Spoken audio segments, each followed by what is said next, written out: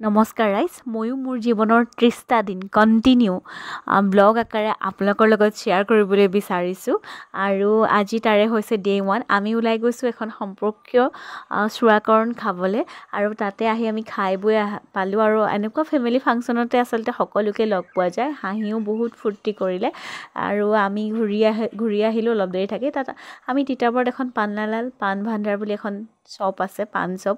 সেইখনত আচলতে খুব ধুনীয়া পান বনায়, আমি প্ৰায় তাত খাওঁ।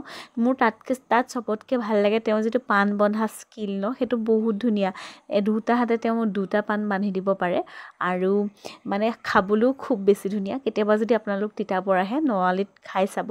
আৰু মানে মানুহৰ যিকোনো খানা হওক, প্ৰেজেণ্টেশ্যনটো যদি আচলতে ধুনীয়া হয় তাৰ খানাত মানে যিকোনো খোৱা বস্তু দেখিলে আৰু বেছি খাব মন গুচি যায়। এইটো দেখিছেনে, পানটো ইমান ধুনীয়া হৈছে, হাঁহিয়েটো ললিপপ বুলি কৈছে। ঠিক আছে, আজিলৈ আহিছোঁ, বাই।